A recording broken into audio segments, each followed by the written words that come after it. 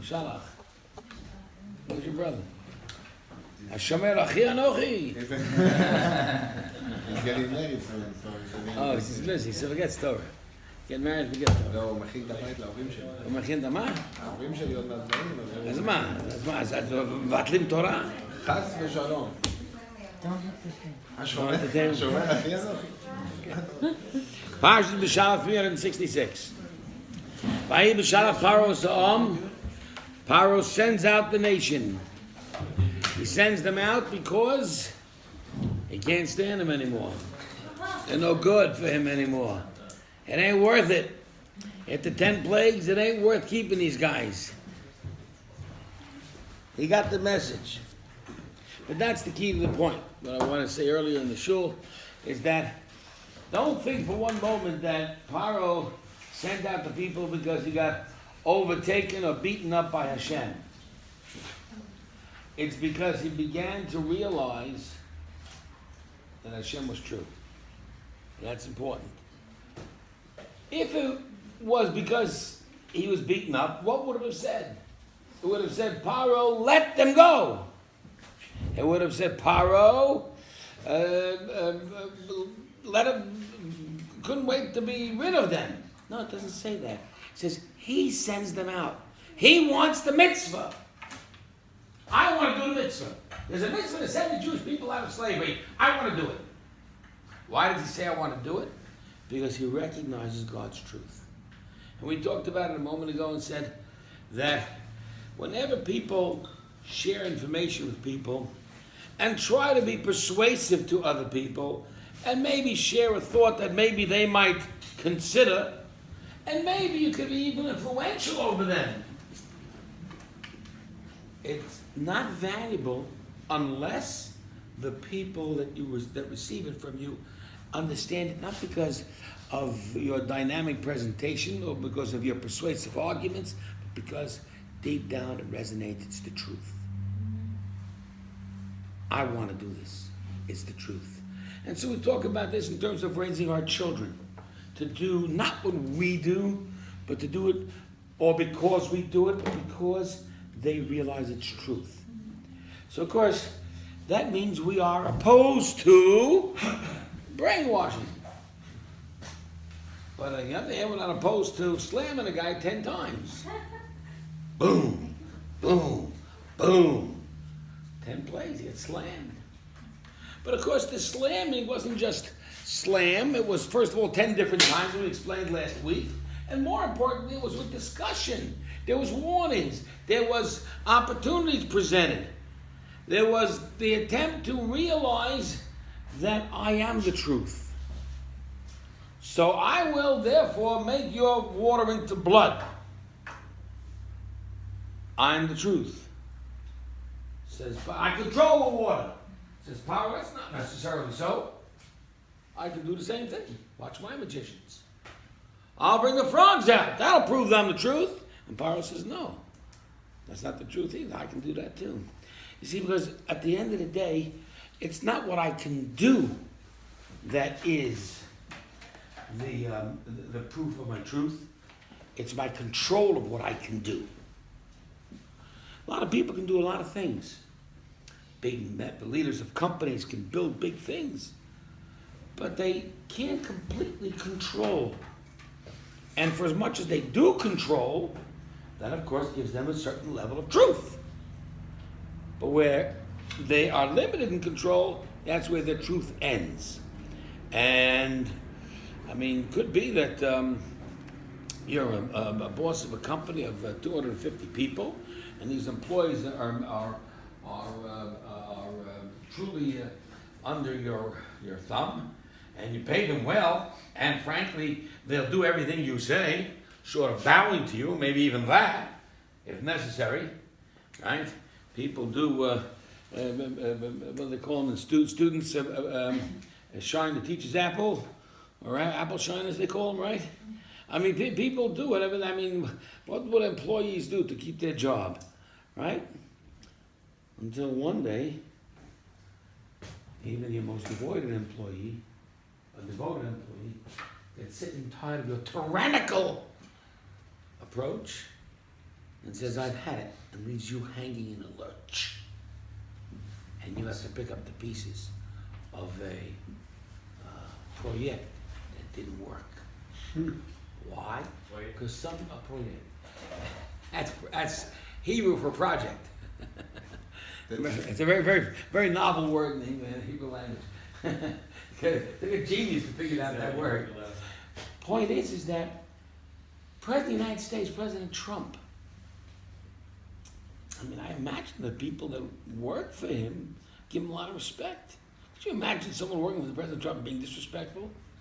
He'd fire you on the spot. He fires people all over the place. He fires you left and right, you know?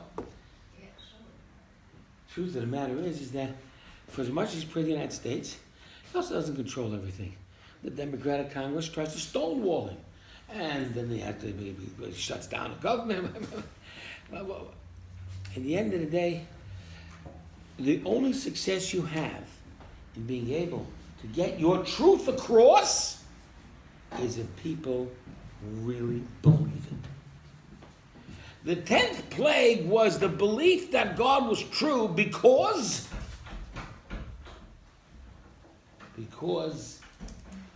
not only could he kill the firstborn, but he'd kill only the firstborn and no one else. And he'd make a distinctive distinction between a Jew and a non-Jew. When you can make those distinctions, those differences, then you're in control. That's why one of the most significant prayers that we have for Shabbat is the end of Shabbat, the Havdalah, to make distinctions. To know that there are differences. When a person has the ability to turn off his television and his car and his telephone on Shabbat, he's in control. When he can't, he's out of control. The car controls him. So the idea is that we all seek to have some degree of control, and that's fine, except the real control is over yourself. Eizu Agibor. כובש יצרו. שנאמר? מה? What does it say? שנאמר, give me a pretty note somewhere. שנאמר, מושל ברוחו יותר מלוכד עיר. A person, am I right? Did I get it right? That, checking my Israelis to make sure I got it right. A person who controls his spirit is more powerful than a person who controls the whole city. Because you can't control the whole city. Only God can do that.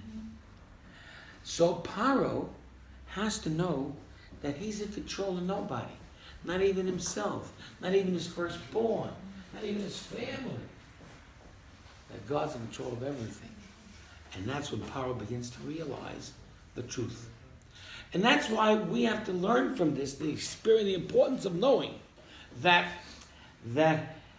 the sense of communicating a message to a friend, to your child, to your student, or to anybody is to communicate the truth.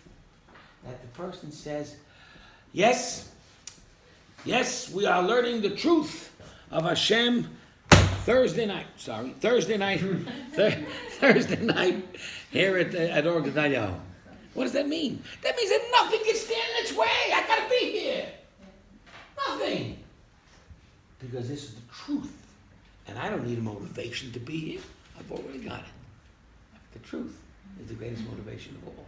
So Paro doesn't need any more further motivation. He's beaten up by Hashem, but he's not beaten up. He's beaten up physically, even mentally, but basically he's learned the truth. This is what the truth is. This is what you have to be able to understand. And once you understand this, you see, and once you get this message across, so then Paro doesn't let them go, he sends them out. I want this. And that's really what we want to do with our children as well. That's why the message I want to get across about this phenomena called Yetziat Mitzrayim. This phenomena of Yetziat Mitzrayim, of leaving Egypt, has to rank as an all-time, incredible, powerful experience in human history. When has it ever been? Now the pasuk says, "Hanisa Elokim lakachet goy mikerev goy." Did you ever see such a thing where Hashem would take out one nation from another? Here's a nation living amongst this other nation, and somehow or another, Hashem goes around and handpicks and gets just this group and takes it right out, almost like separating the lettuce from the lettuce and tomato sandwich. And just take just lettuce. Leave everything. I just want this. I just want the Jews, nothing else. And he's able to pinpoint every single piece of lettuce, even the smallest one. I want that. Goy mikerev goy. And how do you tell the difference anyway? So of course Jews, we said, were noticeable in their differences by their garments and by their names and by their language. They decided and remain loyal to that and different and remain different constantly. But of course, after the 10th plague, there was a further identification. And that was the blood on the mezuzot, on the doorposts.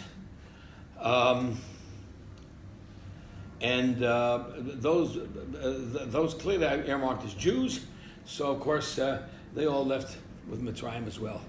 But it's a clean break. I mean, I'm trying. I said lettuce and tomato, but can you think of a really smooth sort of separation? Think of something that. שערה מחלב, כן, כמו שאני אומר. שערה מחלב, מיטת נשיקה.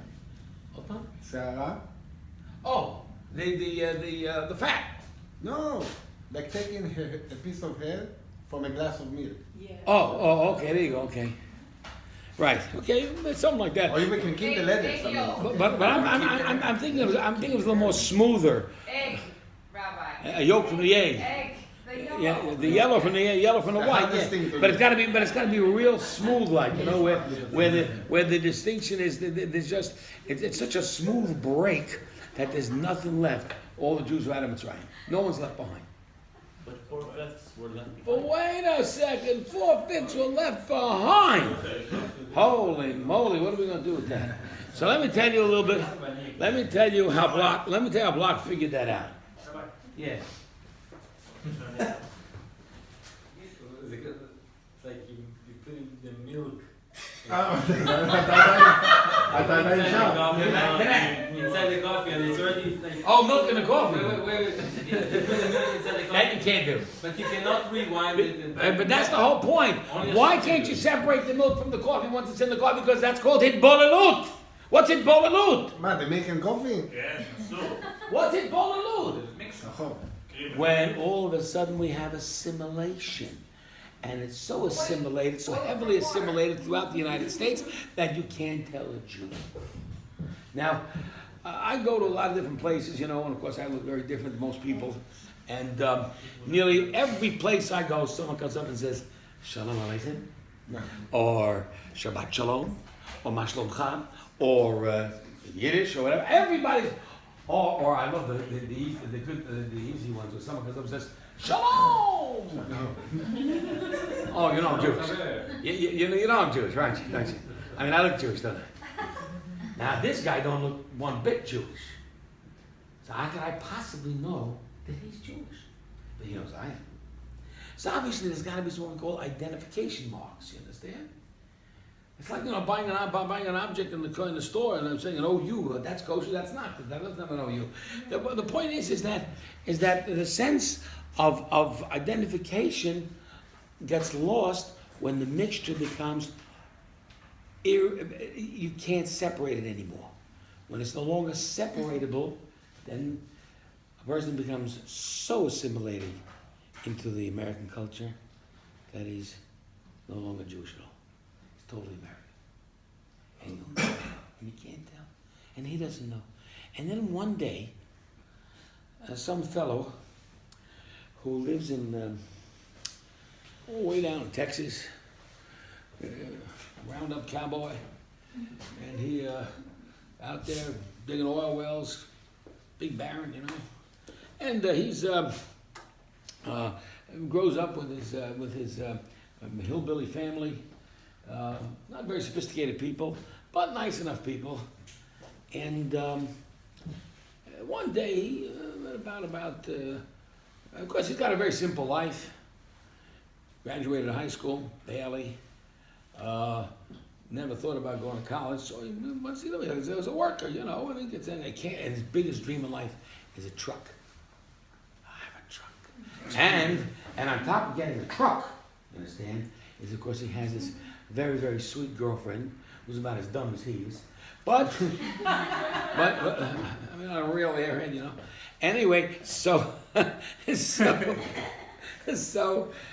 one day, however, he decides to go up to the attic and do some thinking about things in life, and he begins to become a little more sophisticated and tries to wonder about what's it all about. And he's up in the attic in the house, and he's going through some old stuff he's never seen before, mothers and fathers, keepsakes, you know, from ages ago. And he comes across a Chumash,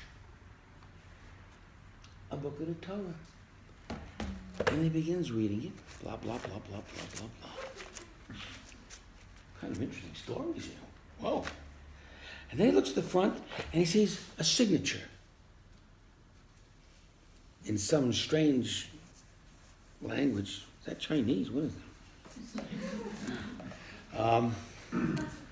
And then he sees another signature in English. And he sees the name of some man named Moshe. Okay, he figures out Moishea. He never heard that name before. And he sees at the end his family name. And his dad's family name. So he goes down to Dad and he says, Dad, what's this all about? Who's this belong to? Who's Moshe Siegel anyway? And what's the story? I mean, what's this doing up in your attic? And Dad says, you know, Moshe Siegel, he was your grandfather. And he lived in Europe many, many years ago. And this is one of the keepsakes of your grandfather, my father, and it was kind of nice and this and that to have, but we have now moved to America, and we have now moved back to a new life and a new value system and a new everything new. This is old history. Forget about it. Okay, you looked at it, nice stories. Come on, give me better books. Go to the library. But Dad, it's your father's signature in there. Why did he buy this book? What's it all about? And of course, he is not satisfied with his father's superficial answers. And so he knows he's Jewish. That's not much more than that. And then he decides, since Christians have priests, Jews have rabbis, I'll go see the rabbi and see what this is all about. So he goes and sees the rabbi. The rabbi answers his questions about Judaism. Judaism didn't end in Europe and it continues in America. We still are Jewish and we still keep the observances. And he shows him some of the passages in the book. He brings in the book and he reads the book and he says, well, yeah, we do that. It says over there, eat matzahs on Pesach, we do that. And it says over there, put on tefillin every day, we do that. He says, you really continue this stuff? But my father said that it's old hat. My father said it's history. My father said we don't do these things anymore. We have a whole new value system called America. Red, white, and blue. And so, Rabbi tries to explain to him, I don't mean to insult your father, but these values still continue to this day. We're still doing them. In fact, if you want to learn more about them, I'll be glad to teach you, but you can learn a whole lot more if you go to Israel, to Jerusalem, to a yeshiva. What's a yeshiva? Oh, a place where you can learn all. Wow. Take a few months off and go to Israel and check it out. Mom and Dad are real upset about this, you understand? What are you doing? This has nothing to do with us. We are American people. This is history. We're not part of this anymore. We're gone. We're finished with this stuff. The rabbi's just beating an old dead horse. It's got to be extinct in another generation or so. But he persists and he goes to Israel. His girlfriend is really upset. Obviously, she's not Jewish.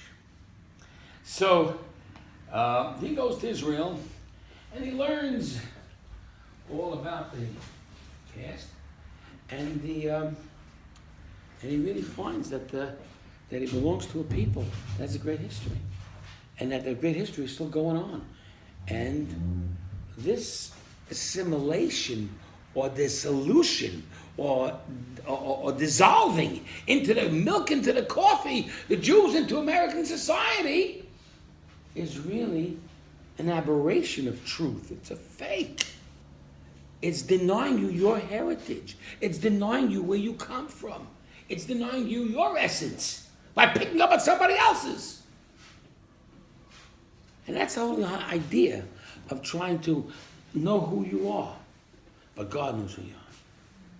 And even the Jews that didn't want to necessarily be Jewish were taken. Rabbi, was that a real story? What? Was that a real story?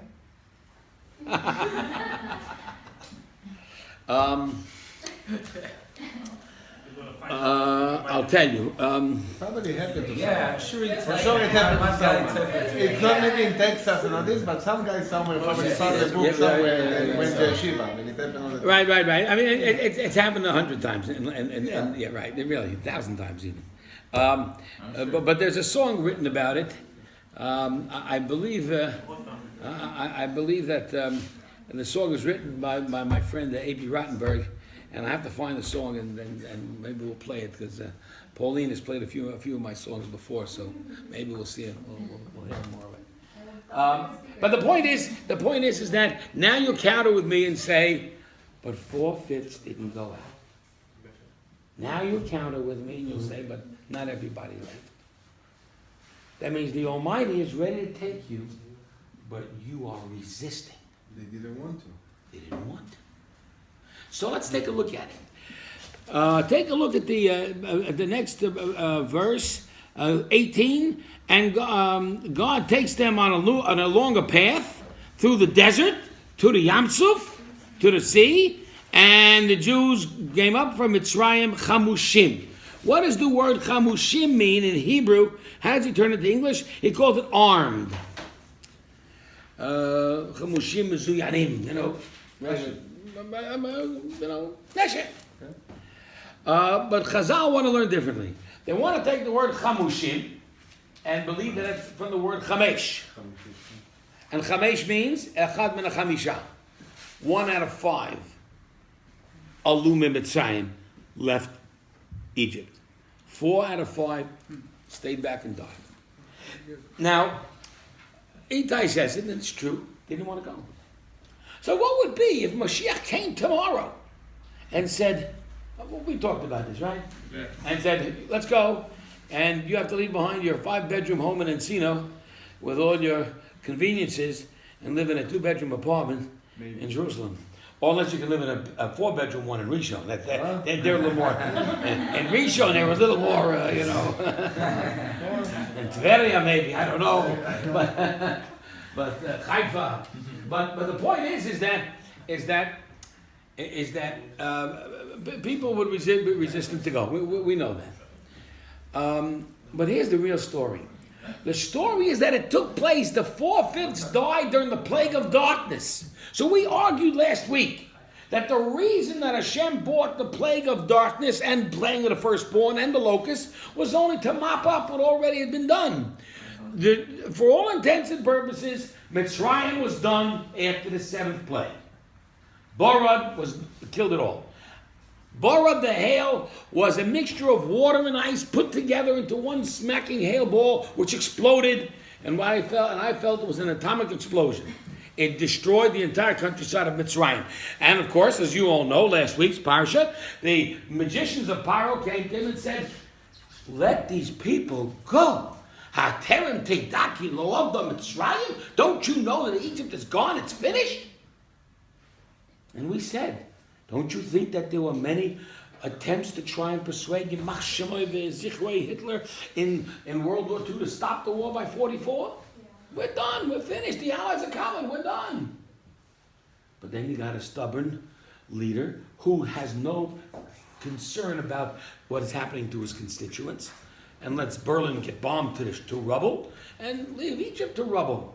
So Paro, at the end of Parshas Va'era, the Parsha ends with 7 plagues because at the 7th plague, that was it, Mitzrayim was done.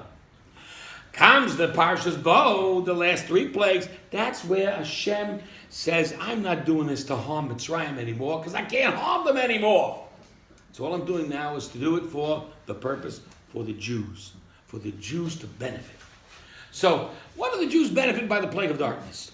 It doesn't hurt much Egyptians. I mean, it hurts you. You can't go anywhere. You can't do this. You can't do that. But it's not as bad as the borod, as the hail. It's not as bad as the boils. It's not as bad as the frogs. But the plague of darkness was there to benefit the Jews, so that the Jews could find where the money is. Right? Because God promised God promised Avram, and He said to Avram, yes, your children will be as strangers and enslaved in a land that doesn't belong to them. But they will come out with great wealth. Now, the idea of promising Avram that was to explain to Avram Avinu, yes, it is true that the Jews will have to go through this experience in Egypt, and it's a suffering, but it's important to become a special people. You need to go through tough times so that you become tough and become strong. So you have to go through that to become a great person, to become a great nation. But I will never let them down, says Hashem. Not only do I guarantee that they'll go into Mitzrayim, I guarantee they'll come out. Furthermore, I guarantee that they will come out with great wealth and become a mighty and powerful and the greatest nation on earth and receive the Torah. So Avraham Avinu, of course, hearing this prophecy 400 years before it all happened, is of course very happy and comforted.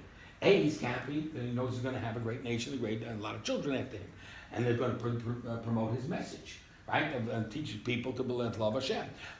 2, he also understands why the Jews have to go through the suffering, and 3, he's grateful that the Jews will walk out with great wealth. And the wealth is not only, I mean, how important is wealth? It's important because there's got to be a certain legitimacy to how money is dealt with. There can't be exploitation. Slavery is exploitation. Therefore, the Jews must be paid. They have to be paid. And so, the Jews, the Egyptians would try to hide the wealth. The Jews would find the wealth because darkness, they can't go anywhere. But the Jews, of course, had light. Since the Jews had light, so what does that mean?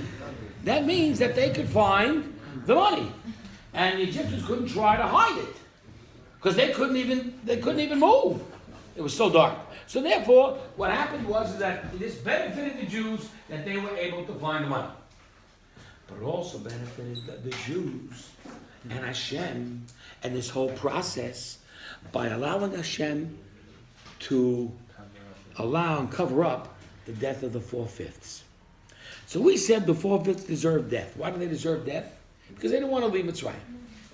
So look, again, if you are who you are, and you're not willing to join your people in their destiny, you're dead. So what's the difference? If you breathe or you don't breathe. Therefore, you're done. Simple. Those people in Texas that I talked about, they're dead. They're dead. Totally unaware of who they are and what they believe and where they come from and the historic greatness that they come from and will become. How tragic. And so the sense of these 4/5 are tragedy. Of these 4/5, of course, mathematically, it makes you an impressive number. If in fact we reason that about 5 million Jews left Mitzrayim, and they only represented 20%, that means there were 25 million Jews in Mitzrayim at the time. We only have 18 million Jews in the world today. Think of it. The fact is that the Jews really did multiply heavily throughout their time there, no question about it. But what's interesting to note is that of these 4/5, why didn't they want to go? I mean, if you became the great emancipator Abraham Lincoln in the South, and you freed all the slaves, were there slaves that said, "I don't want to go"? To the extent of such a dominant majority of 80%? 80% of the blacks say, "I want to stay slaves." Ridiculous. 80% of Jews want to stay in the tribe. What's the point? They don't want to follow Mashiach. Why? What's the idea here? So you want to say? No, you want to hear what I have to say. Rabbi, Say what I have to say. What do you want to say? in verse 17, when it says that Pharaoh sent the people of Israel, Mazel tov. That's what you do. That's what happens when you leave class. What? in verse 17, when it says Pharaoh sent the people of Israel out, did he force them out? Yeah. Or did he just permit them to leave? No, that's what I argued with you. So at that time, the 4/5 of Were dead. Jews Were dead. They were dead by the 7th plague. By the 9th. By the plague of darkness. See, the point of the plague of darkness was to disallow the Egyptians from seeing that the 4/5 would die. Because if they did, then that would only give them a legitimacy for the slavery. They would say, well, you say that we're illegitimate or we're immoral because we're enslaving the people. 4/5 of the people want to stay. We're good. Egyptians, whipping people, beating people, we're wonderful. It's a great thing to do. It's a mitzvah. They want to stay, don't they? So that Hashem should not allow that to happen. And they should say such a thing. And they should realize their sin and their crime. So Hashem killed these 4/5 off before the Egyptians shouldn't see it.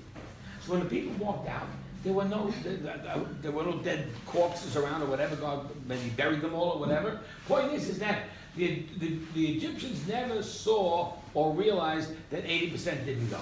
So the 4/5 died during the darkness. That's right. What killed them? However God killed them, he killed them. It doesn't make a difference. I mean, he came and took the firstborns. So he took later on, he took the first. What's the difference? How he did it?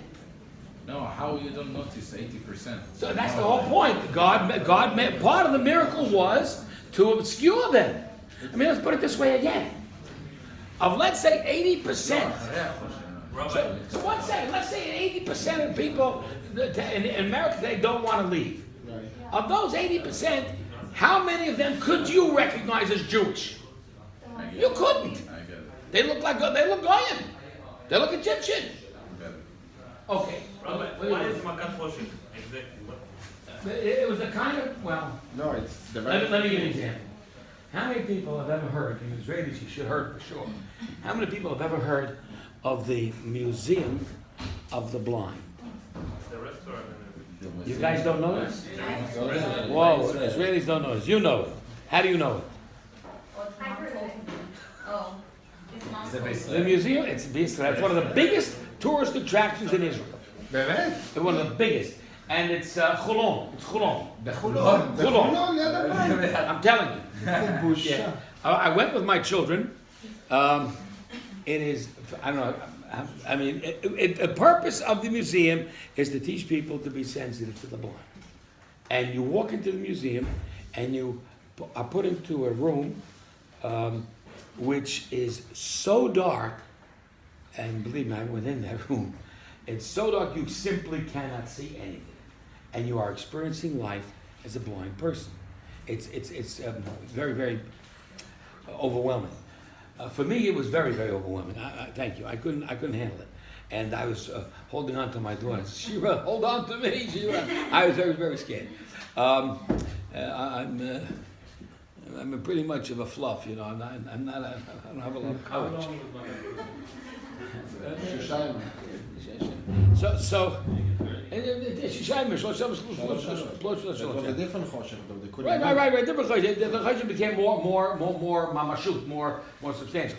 But point is that you sense the darkness, as it really does imprison you, so to speak. And we went through it with the kids. I've taken my two granddaughters with me and my daughter, and we really, it was a great experience. And it's a major attraction in Israel. Major. If you haven't seen it yet, go see it. Maybe you don't want to see it. Maybe you don't want to go. But anyway, and the point is the darkness is choshech afela. But Rabbi, it still doesn't make sense. I mean, in order to kill the firstborn, the firstborn's got nothing to do with this.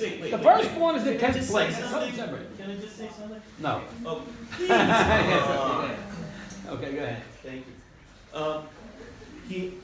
There was a discernment made when the firstborns were killed. Right. By putting the blood of That's right. lamb on the doorpost. That's right. So that the firstborn Jews wouldn't get killed. Then how was it that in the dark there was the ability to kill 4/5 of the Jews? You question Hashem's ability?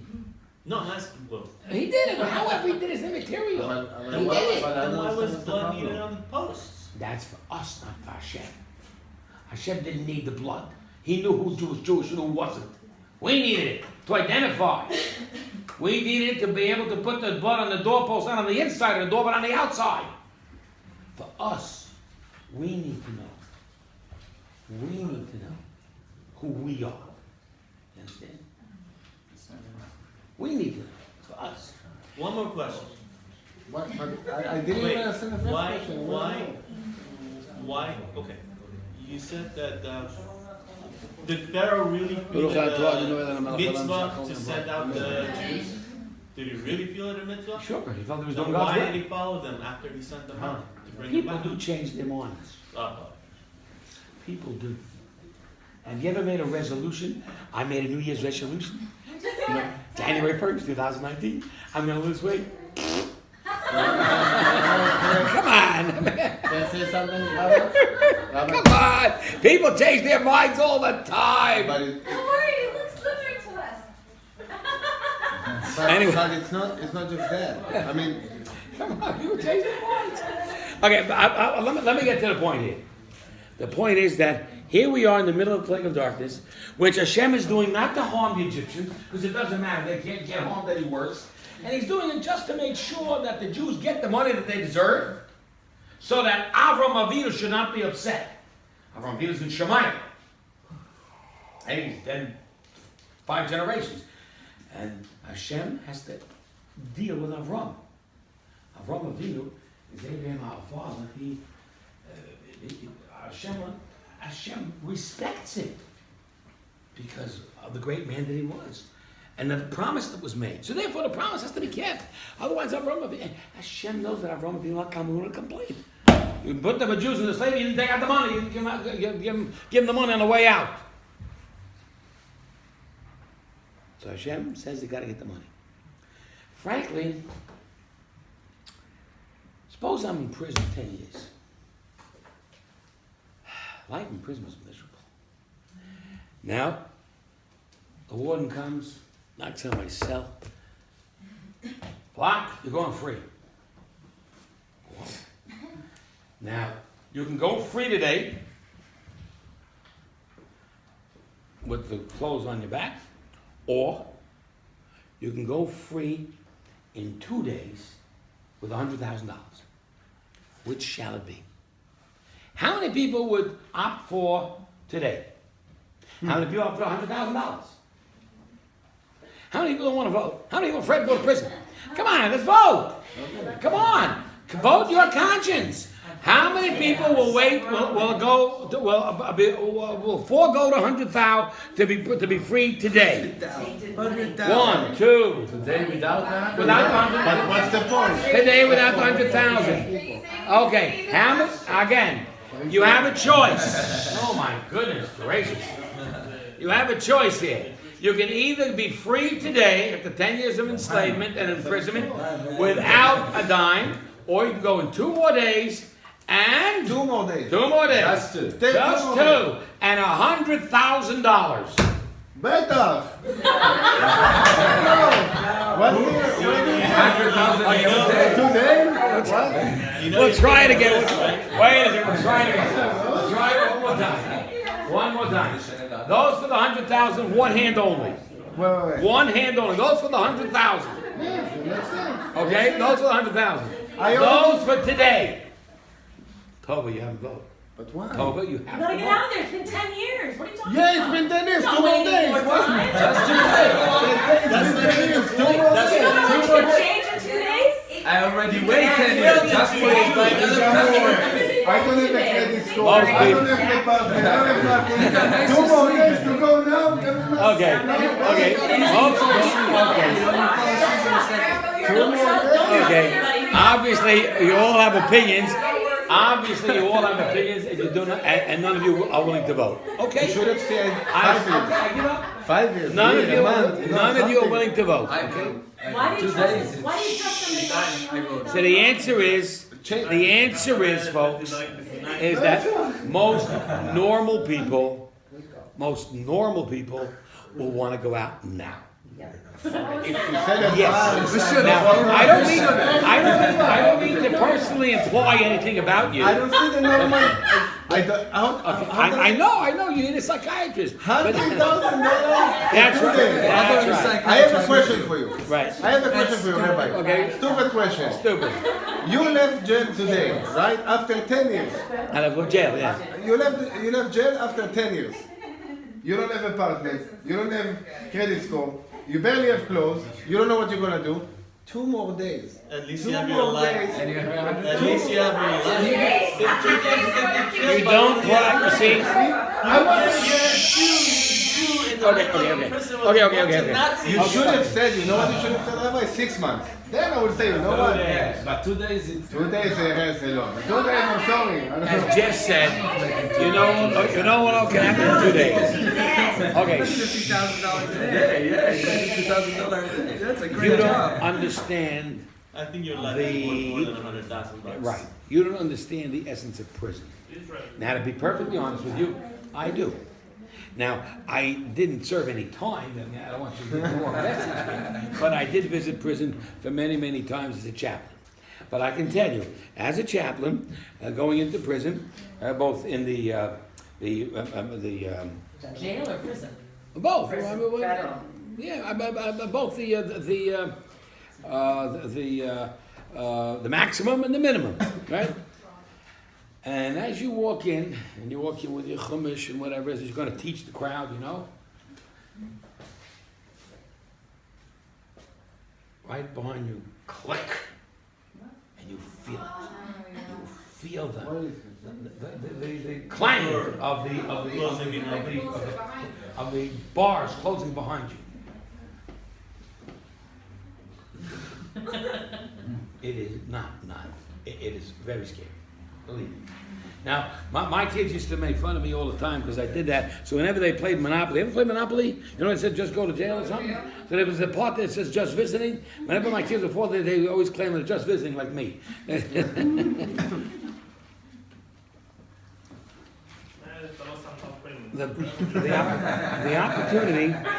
The opportunity just to breathe fresh air is worth $250,000, worth $1 million. And that's the point. The point is the Jews didn't want the money. They said, if we're going, let's get out of here now. And Hashem said, no. If I leave now, and that's why it says in the Torah, it says, Daber no, please speak to the Jewish people and ask them please for the money. Do I have to ask you please to take money? I guarantee you no one has to tell me please. Yeah. When you want to give me money, you don't have to say please. No problem. I'll take it without the please. Why did Hashem say please? Because they didn't want the money. They wanted to get out. Freedom. So you understand that they were forced to take the money because if not, then Hashem would have to answer to Avram Avinu in Shemayim, and Avram would say, you didn't keep your promise. You didn't do it properly. You promised them to go out and full compensation. And the compensation, what is the war? It means nothing. It means nothing in the desert. What it means is that the Jews were treated properly and fairly. and that you made sure of that, you would always guarantee that the Jewish people would not be subjected to that kind of exploitation. So therefore, they collected the money because Hashem commanded it. Yeah. Now I want to claim that the reason, this is just my pshat, the reason that Hashem killed the 4/5 in the darkness at the same time that the Jews were looking for the money is because the 4/5 did want to go. They wanted to go. But they didn't want to go with the money. They wanted to go without the money. Because the money, you see, was a burden. Because if you go out burdened by that money, you're burdened by the promise to Avram. The whole reason Hashem is taking the Jewish people out is because you're the children of Avram. And you will have to follow in Avram's footsteps. And by taking the money, you will therefore be burdened by the promise made to Avram that the Jewish people will continue to live the kind of life that Avram lived. These 4/5 didn't want that. We'll leave Mitzrayim on our terms. I don't want to have to go out and keep all of those mitzvahs that Avram kept, and keep all that tradition, and keep all those values, and keep all those teachings and concepts. I don't want to do that stuff. I want to be free, totally free, unencumbered, unburdened. I want to be without any responsibility. Now, in our times, the Jewish people in the last century made a massive migration, even though it wasn't really massive in the sense that many Jews did it, but enough Jews did it to make a difference when they all moved, when many of them moved through the Zionist movement to the land of Palestine. Now, many Jews did not. 6 million didn't, and that's why they died. Many Jews in Europe, in the Sephardic countries didn't. Now, many Jews in other countries didn't either. Czechoslovakia, Poland. Now there's a whole Muslim movement in France, and Jews aren't leaving there either. But the point was that Zionist leaders came to the people and said, look, life is miserable. It's miserable in Russia. It's miserable in Germany. It's miserable in Poland. It's miserable in Saudi, in Iran. It's miserable in Iraq. It's miserable in Syria. It's miserable in Egypt. It's miserable in Morocco. And frankly, it certainly didn't have the freedoms of America. And Jews still were reluctant to go. So the idea was Jewish people should want to move out of their land. It's an uprooting of sorts. And but there were those that did. There were those that did. There were those that had a Zionist vision. And we're talking about the early Zionists. We're talking about people who lived at the turn of the century, in the 19th, 20th century, 1899, 1900, 1901, 1902. And how slowly but surely, little trickles of Jews started to come to Israel, and they built this kibbutz and that kibbutz and this kibbutz and that kibbutz, and they started to populate and built a city called Tel Aviv, and they built a city out of the Petach Tikva, out of the middle of nowhere. And there's big sand dunes in Tel Aviv. There was a Yaffo, but there was no Tel Aviv. But they built it. And slowly but surely, the Jews made the land bloom again. And they made Israel revive again. As long as the Arabs were doing it, were running the place, it was a garbage dump. Like wherever they go, they had no foresight to build. But the Jews came as Jews, with chachma, with seichel, and they began to build. Now these Zionist people were people who really had a love for the land, had a love for Jews, and wanted to help Jews achieve safety. Let's get the bleep out of Russia. And the bleep out of all these terrible places. Let's go where we belong, where we can walk tall and free and breathe and not have oppression over us. All that sounds beautiful, doesn't it? It sounds really beautiful, if you think about it. When I learned about it as a boy, it really meant a whole lot to me. That there's a land that belongs to me. I'm not a minority. Even in New York, you're a minority. What is it? It's not your land. where no one has to worry about whether he has to go to work on Shabbat or not, and where the New Year's is not January 1st, but Rosh Hashanah, it's your place, your country, your place, right? You feel it. Except there's one little problem. They wanted to throw away all those bad memories of Europe and all those bad memories of the Low Countries. And they wanted to throw away the bad memories of oppression and suffering and the teachings of the rabbis that would tell them, no, you have to have faith in Hashem. I know it's bad, but Mashiach is coming. Who's they? Yeah, the people. They said, Zionists said, for instance, they said, you know what? It's time to leave the old ways. You know, those old ways of God and tefillah and prayers. No.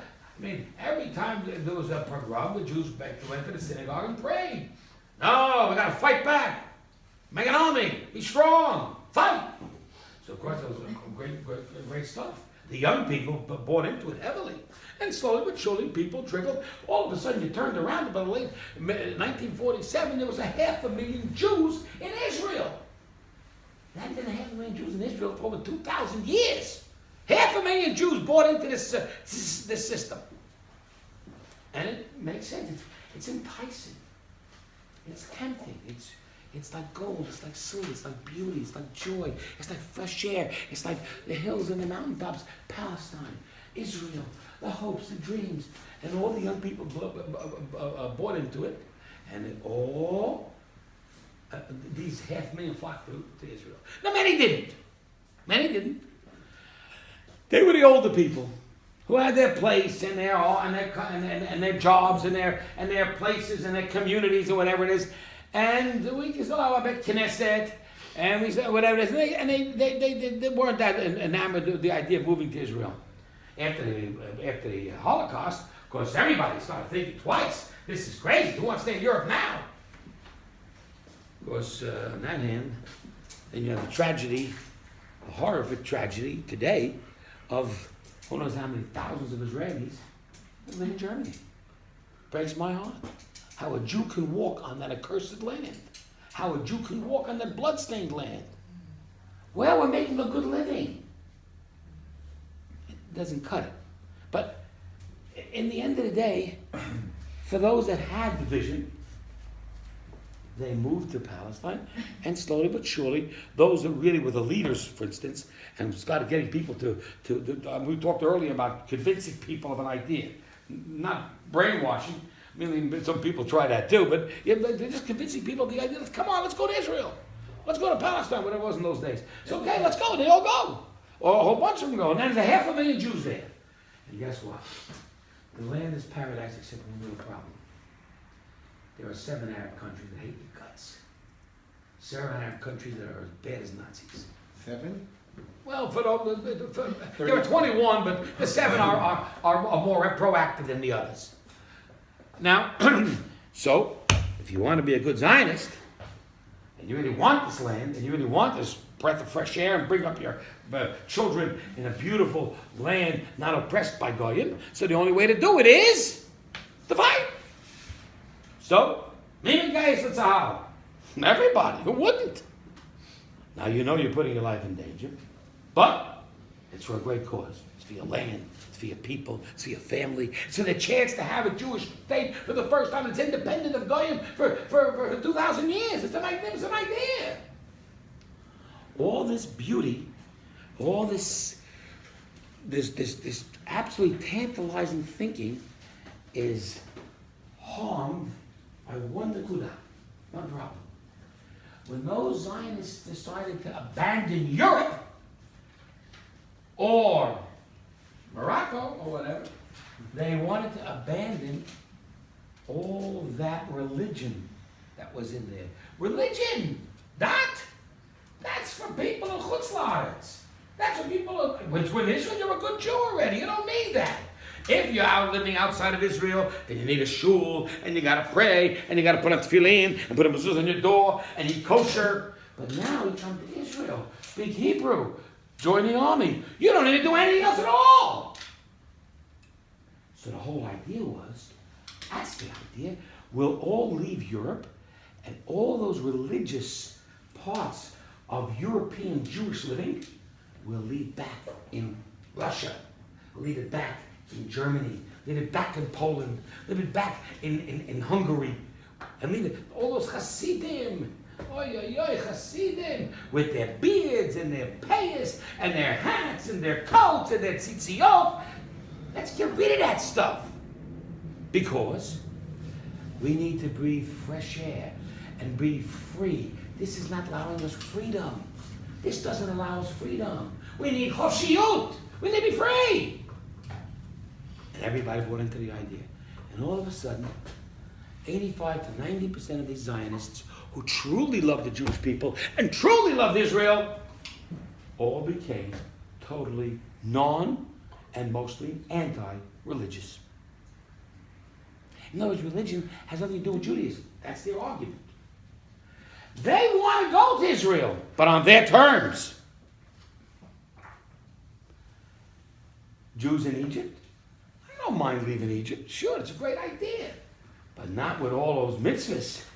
You mean to tell me I go only because of the fact that it's the merit of Avram Avinu, and with Avram, and because of the merit of Avram Avinu, I have to follow in his footsteps and live that kind of Jewish life and live that kind of religious life? I'd rather stay in Egypt. I'd rather stay in Egypt. Do you hear my point? Do you hear what I'm thinking here? And the reason I'm saying this point is because the two activities occurred at the same time. At the same time that there was a plague of darkness, two things happened. The four-fifths died, and the rest took the money. What's the point? The point is that the four-fifths died because they didn't want to take the money. The money's a burden. I give you, let's say, a car or a house or whatever. It's nice, you buy the car, you buy the house, but it's a burden. Take care of the house, take care of the car, got to do this, I mean, nothing is free. There's no such thing as a free lunch. There's burdens. You have to accept the burden, the responsibility. You want a good salary, you want to get a good job, it's a burden. You got to do the job. You got to work. You got to be there between 9 and 5 every day. Point is that these people wanted to leave Egypt, no different than the Zionists wanted to leave Europe, but free. And what we're trying to teach here is that there's no such thing as a free lunch. The gift of Israel, the gift of being Jewish, does not come free. Folks, if you want to be Jewish, there's a 613 burden, that's the cost. If you can't burden the cost or manage the cost, we understand. But if you're Jewish already, and you give up the 613, then you've lost your Judaism at the same time. Well, I was born Jewish, sure. And you live in Texas, brings up your children like God. So what good are you? What good is your Jewishness? What good are you being Jewish? Well, we are Jewish in name. My last name is Siegel. It don't cut it. You understand? It really don't cut it because what being Jewish is no different than anything else in the world. Everything's a burden. Everything's costs. There's no such thing as free lunches. Now the rest of the people, they're doing the Seder, and they're figuring, hey, we can stay in the triumph now because we're free. The Egyptians aren't enslaving us anymore, and they're not harming us anymore, and they're not giving us any more trouble and oppressing us. Let's stay here and live a good Jewish life. And God says, now it's time to get out. And that's this Parsha. Parsha Beshalach Wow, Paro sends you out. Because there'll come a day when the ruling parties of all governments, including the United States, will say, okay, Jews, get out. Now, we've heard that refrain 1,000 times in 1,000 countries over the last 2,000 years in different countries. And there'll come a time. So, God says, for now, for Mitzrayim, the time has come, go. So, Paro sends us out. So that's a major, major event in Jewish history. We have to believe that you could make a case for the physical departure of the Jews from Mitzrayim as one parsha all by itself. The rest of Beshalach has so many other things in it, and it really does, which we have to talk about, and we will try to in just another moment. But what we need to understand is that this alone is powerful enough to make one parsha out of it, to make one movie out of it. If, let's say, every parsha represented one movie in Hollywood talk, right? That's how Hollywood would talk. So the movie of, let's say, the 10 Plagues, that's one movie. That's Parsha Beshalach. Boom, boom, boom, boom, boom. Wow, what a movie. Can you imagine the special effects? Ha ha ha! The frogs, the blood, the locusts, the lice that all over the ground, the boil. Whoa! You can imagine what Hollywood could do to that. Now comes the Parsha here and says, this is Yetzias Mitzrayim Mamish. Watch how 5 million people, men, women, and children, walk out unharmed. Walking out unharmed. And Egypt is there, can't do a thing about it. That's an amazing, amazing historical event. And it could be a parsha all by itself. Except for one little problem. If you continue with this week's Parsha Beshalach, you get a whole bunch more other stuff going on at the same time. And they're all major. To the extent where every one of these different items that occurred in the Parsha could be a Parsha by itself, a movie by itself. So let's take a look at, let's say, the Jews are leaving Mitzrayim. So it's an amazing thing, and they're surrounded by, at the bottom of the page of 1366, they're surrounded by the pillar of cloud in the day and the fire at night, and it's an amazing thing, and here comes Paro to chase after you. Wow. Can make a whole movie out of that. The sequel to the departure from Egypt is there comes Paro to try and change it. Why is it 11? Why is there not 11 plague? Well, we'll talk about that. That's a great question. We'll talk about that. That's a good point. So, all of a sudden, we're now camped at the sea. The Egyptians are after us. And the Almighty makes this absolutely most fantastic, fantabulous, amazing miracle you've ever seen in the history of the world. He splits the sea. Now, I guess when we talk about it, we think it's an amazing thing. When we think about it, it's an amazing thing. I mean, it captures the fascination. You all know, everyone knows, of course, that they made a movie back in 1956, and some people have seen it 100 times. And if you want to see it live, you can see the splitting of the sea down the street, Universal Studios. Fascination, magical. God split the sea, right? And there's Moshe standing there with a stick, and you can just see it now. The drama, the music. Boom! Wow!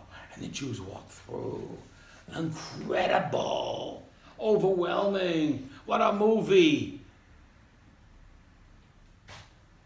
The special effects. Amazing. Hollywood couldn't dream of the special effects. All of a sudden, here come the Egyptians. Movie isn't over yet. Hold on to your seats. And guess what? Here comes Moshe at the other side with his stick. Ta-da-dum, ta-dum, ba-ba-ba-ba-bum, ba-bim, ba-bum. And bam, down he comes. And guess what? The sea starts to come back. And as the sea starts to come back, the Egyptians start drowning, one by one. Pa, pa, pa, pa. What special effects. Awesome. Amazing. Wow, where's the popcorn? What a great movie. Unbelievable. This was the time of the thrill of my life. I've never seen a better movie in my whole life. And then you would think, I mean, the Parsha, you're talking about these two major events in Jewish history, the leaving of Egypt and the splitting of the sea, and guess what? They're not in two separate Parshas, they are in one Parsha, in one movie. That doesn't make a whole lot of sense. Because each one is powerful unto itself, all of a sudden diminishes the other. But then it gets worse. Because right after that, an amazing thing takes place. The Jews see all these Egyptian bodies floating on the bodies don't float, by the way. You ever notice that? Maybe not. But bodies don't float. Bodies don't float. It's the truth. Hashem made a miracle, brought the bodies up so that the Jews should see it, and therefore feel totally relieved that their oppressors are gone. With that in mind, they look at the Egyptians floating, and they sing this incredible song. And this song is powerful. This song is magnificent. This song is instinctive. The words, the tune, the responsivity. One leads, the other one answers. The chazan, the whole congregation, everyone's saying this word, that word. We're all singing praises to Hashem.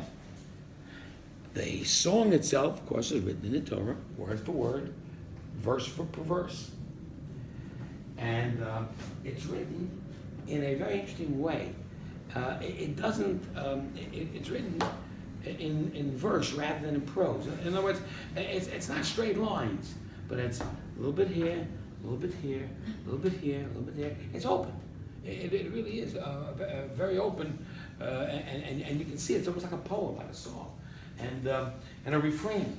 And as the thing is written, the Chazan sings it with a special tune, special from all other times he sings the Torah. And everybody in this congregation rises.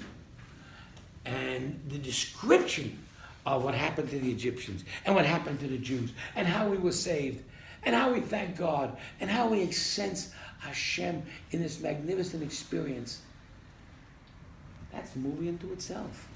That's a parsha unto itself. That's an incredible sense of a happening. It's a concert, if you will.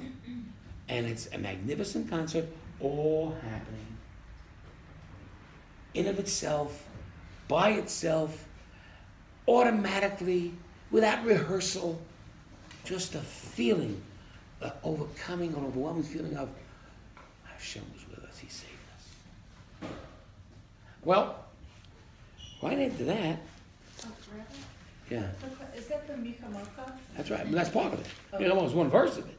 I mean, it's 25 verses. So after that's over, and you can see it here. You see, in the Chumash, they even do it the same way. If you see it, see in the Chumash, you see the split. Yeah. לא היית משחק, הייתי יודע. אני לא משחק, כל השיעור לא נגעתי, פעם אחת. זה בזה. כיתה ב' כיתה ה'. Okay, anyway,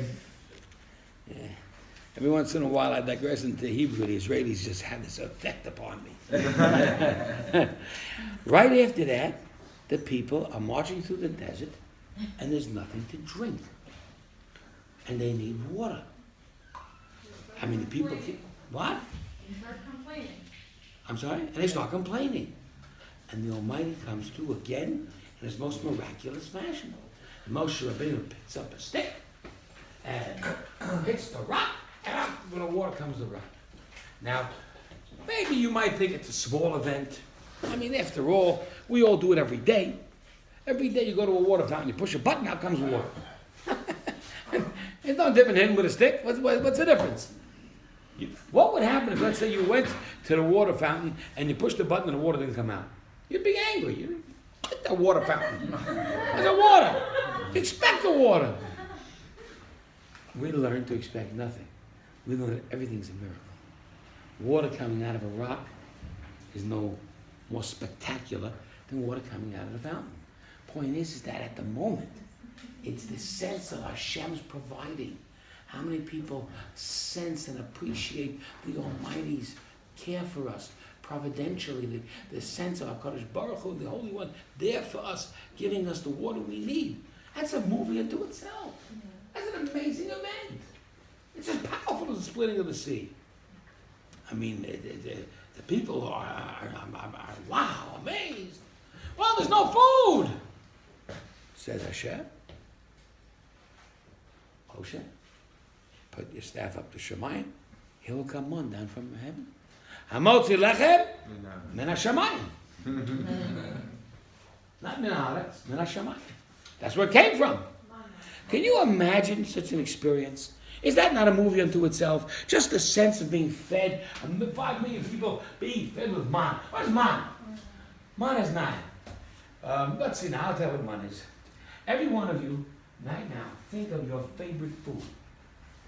And the man is exactly what it is for you, and for me, and for you, based upon what you like. Now, I like ice cream. Everybody, and I know you like falafel. And some people like chow mein, and other people like pizza. What's the difference? The man tasted the way you liked it.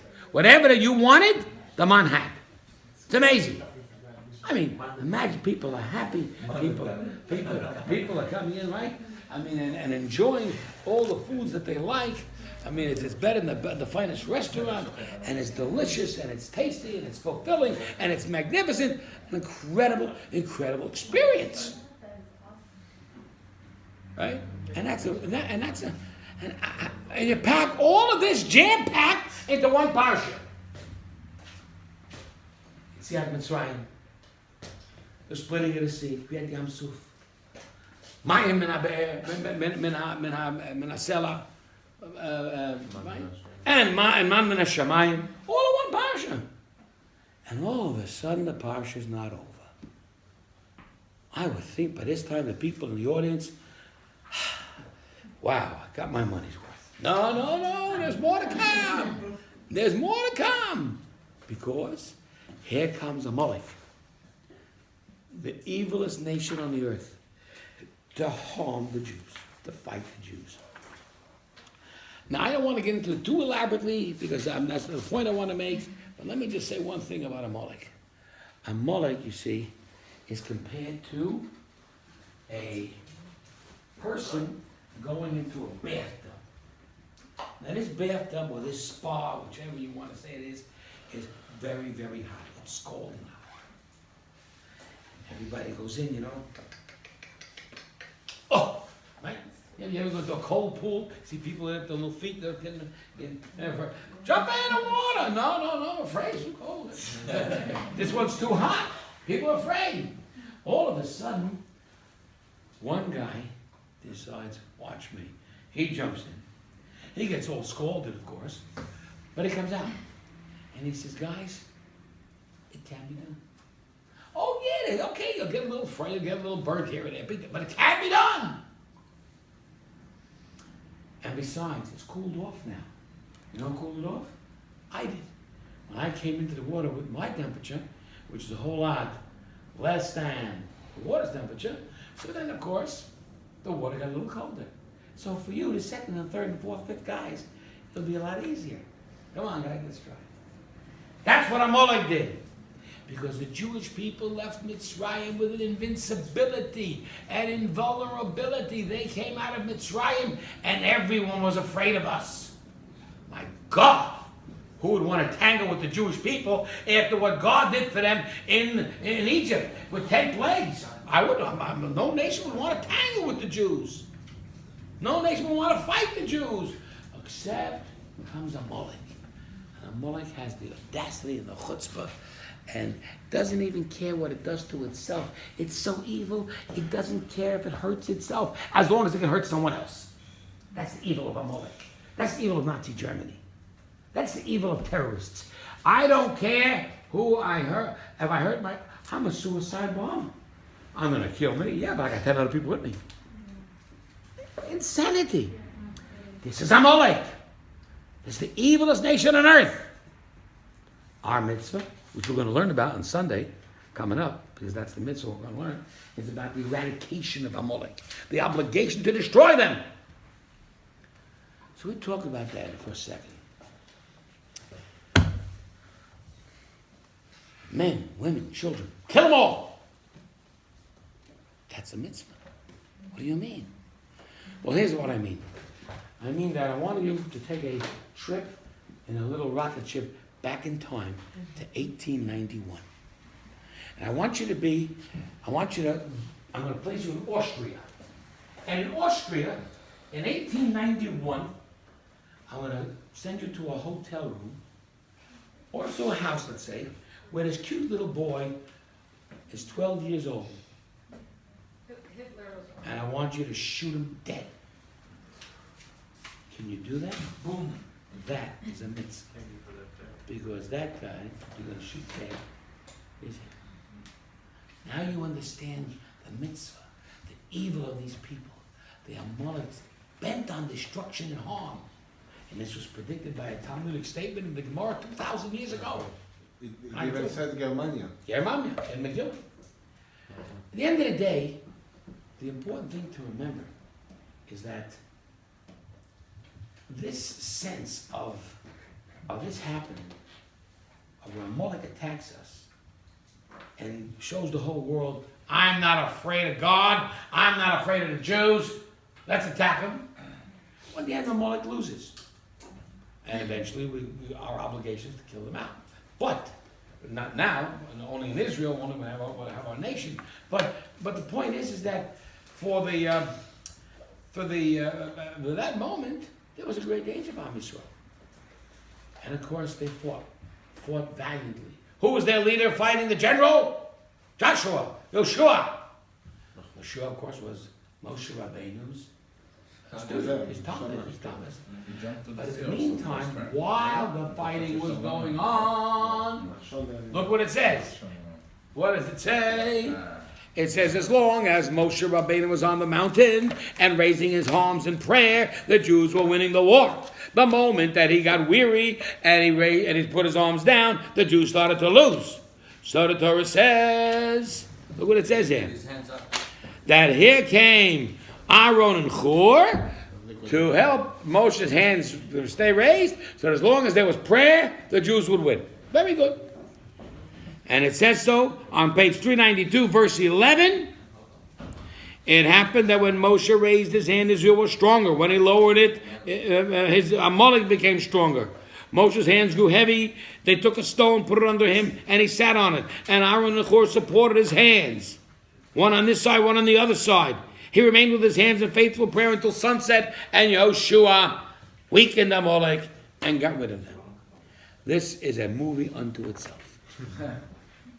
And I put it to you that I have this jam-packed Parsha of Beshalach, which is a Parsha that, frankly, if you appreciate each and every one of these as a dramatic incident, you've got a Parsha that's been like no other Parsha you've ever seen before. Beshalach is at least 6 major motion pictures. At least. Leaving Mitzrayim, splitting the sea, singing the song, getting the water out of a stone, man coming from heaven, and the battle with Amalek. Water. Amudana. And the Amudana also, you can add that too. Number 7. Yeah. So, I put it to you the following point. And this is what I want to really, really leave with you. Now I know you're all shy people, and you're afraid to vote, but we're going to put it to another vote. I want you to vote for the most significant part of this Parsha. Now, it's not going to be an easy vote. I mean, splitting the sea, you'll say. Yeah, but what about the water coming from a stone? Singing the song, you'll say. Yeah, but what about the departure from Egypt altogether? You'll say. What about the man coming from heaven? What about the war against Amalek?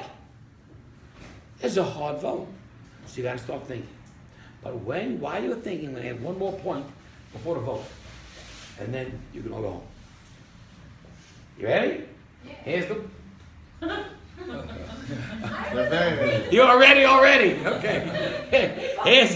Here's the one point. Listen carefully to the one point. I don't understand.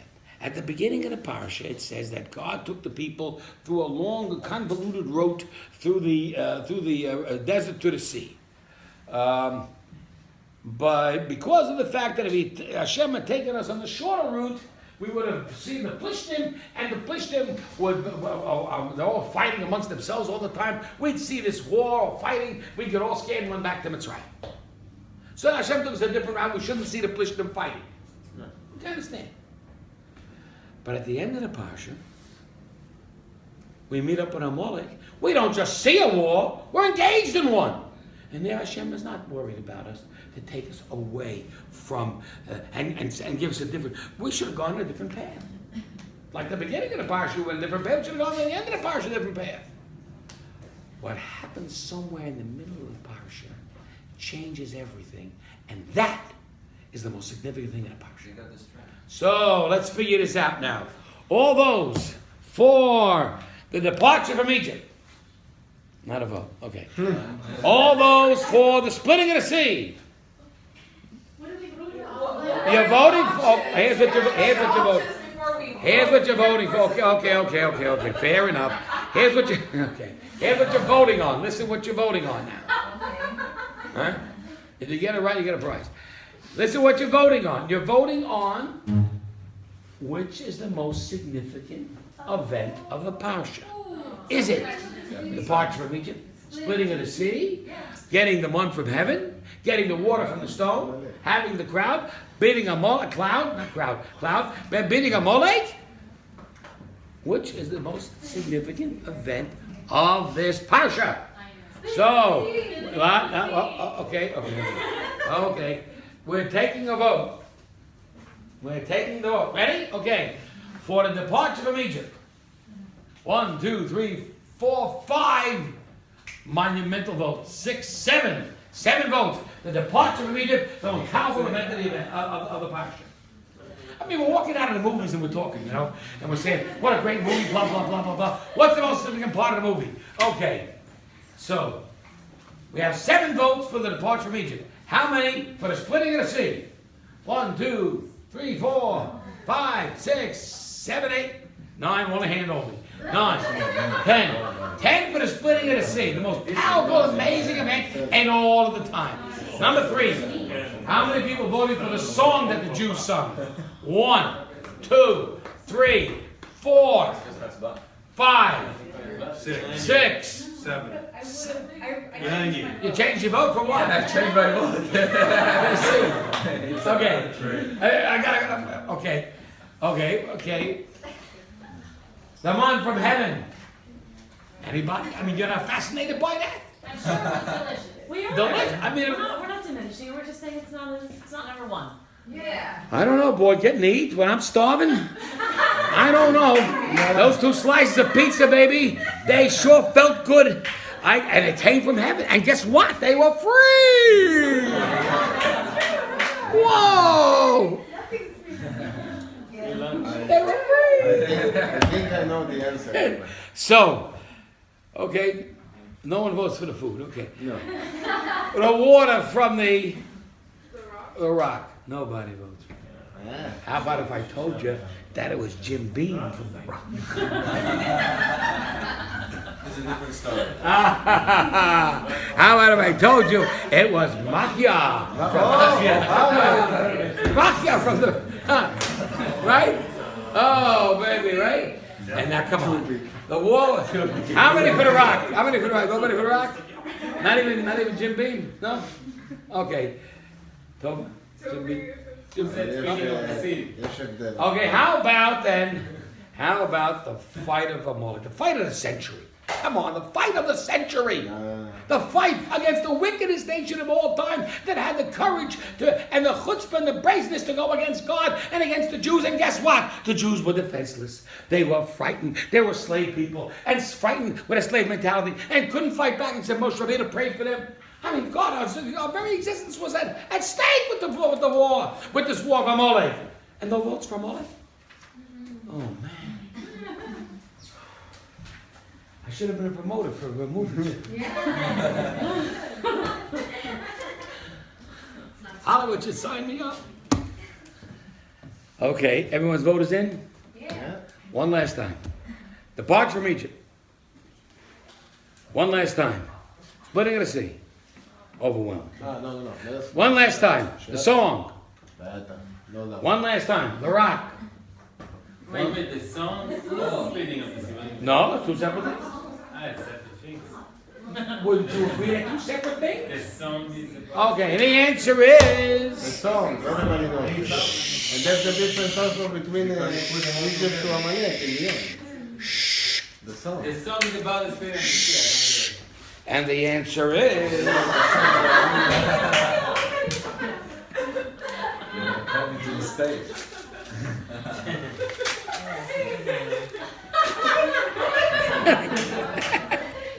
And the answer is, oh, I got what a bill. Put it back. Put Is it that back. even really a water bill? It is addressed to me, yeah. The answer is this song. Of course. This song. No, it's not. And what? No, it's not. Oh, where's guy? The last guy that tries to say that, not sitting in his place, gets bashed. The reason this song is the most significant is for two reasons. Number one, because certain Shabbatot, certain Shabbos have a nickname. What's the nickname of this Shabbat? Shabbat Shira. This is the Shabbat of song. The whole Shabbat, the whole Parsha is all about the song. And I'll tell you why. Because all of these items that we're talking about are all about Hashem.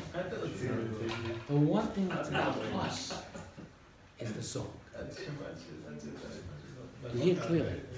The one thing about us is the song. And why is that significant?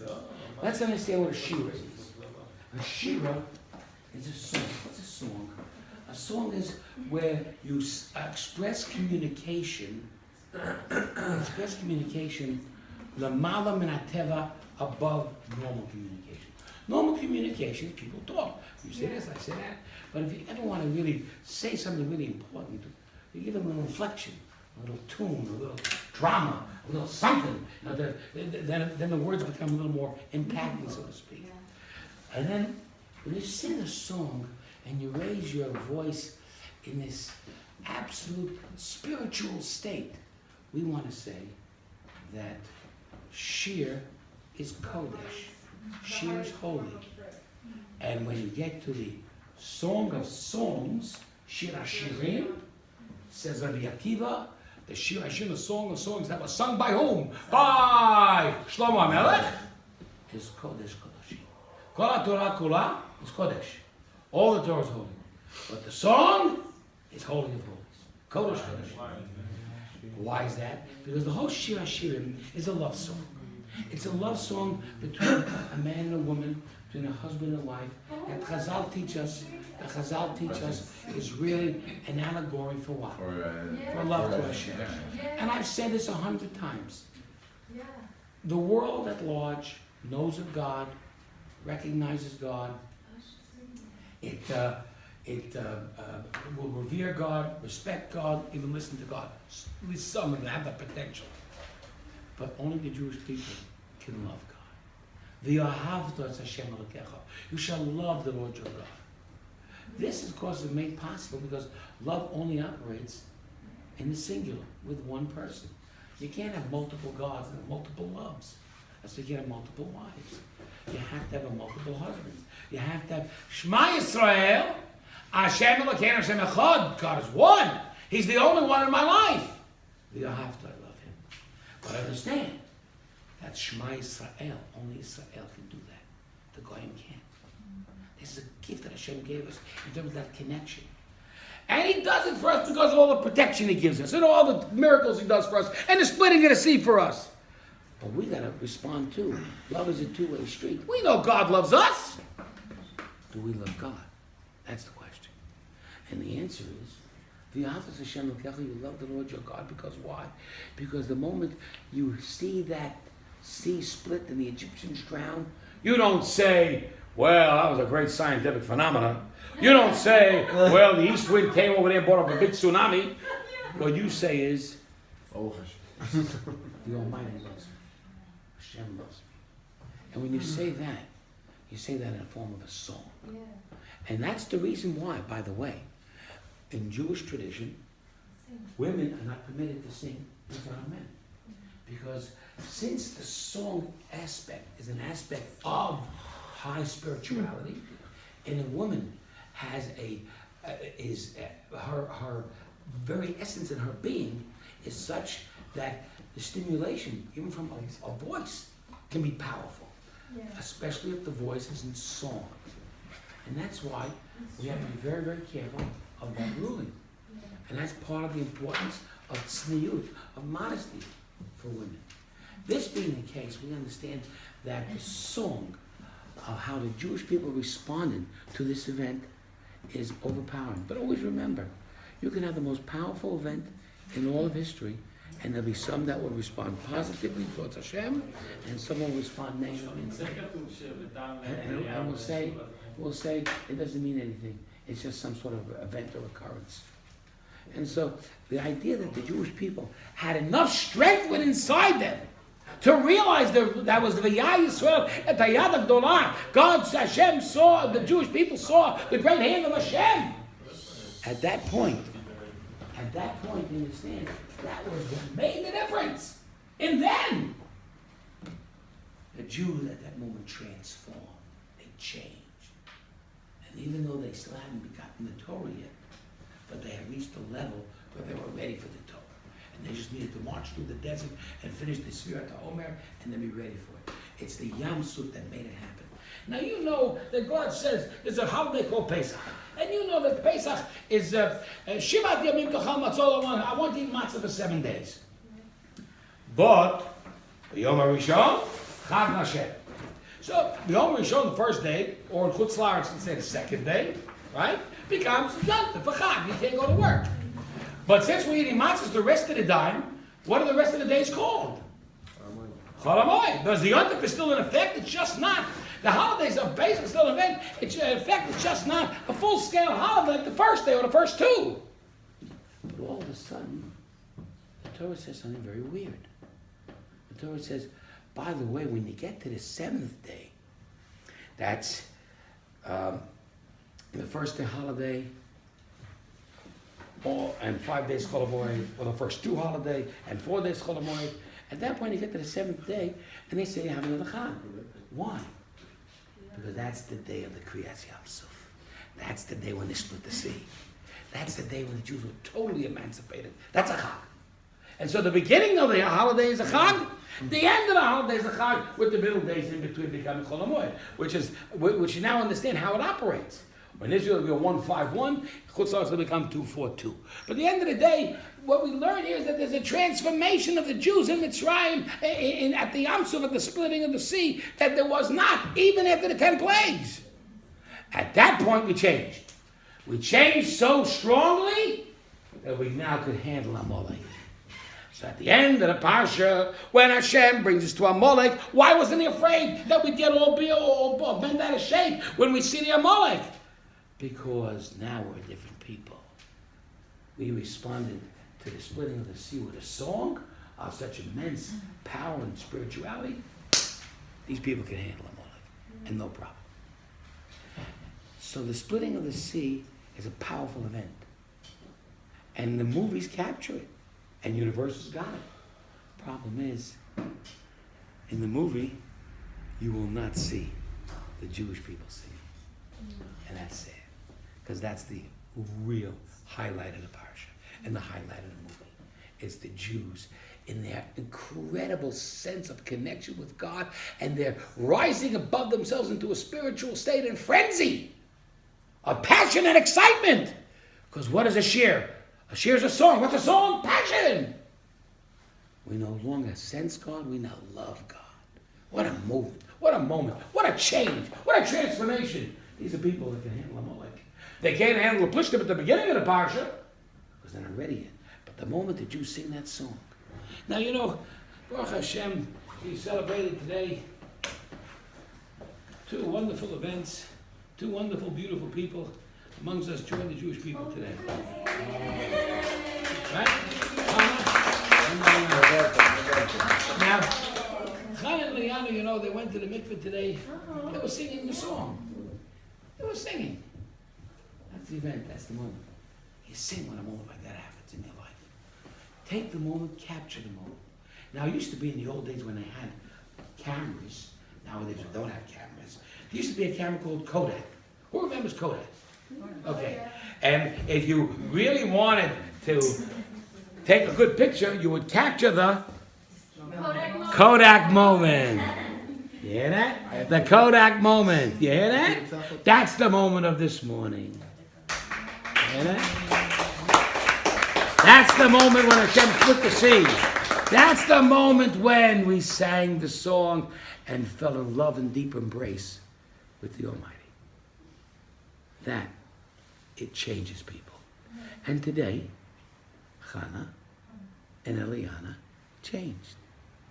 I don't know who they were before. I met people that I met certain people that looked like them, but I haven't seen them since. And but I have two new students here named Chana and Eliana, brand new people. And in fact, I even suggested to them that if they wanted, I might introduce them to some nice man who might want to marry them. But the man better be up to snuff. He better be good enough to marry them. Otherwise, we might give him a second. we might give our beautiful people here a different fellow. But so therefore. Yarok Vayavo. Everyone, please invited. Welcome to everyone, and welcome to Aliana and Chana. Please, there's refreshments. Mazal Tov. Now, we'll see you all on Sunday, but we will not see you next Thursday because I will be out of town for the Parsha. So it's next Sunday, and then the following Sunday will be.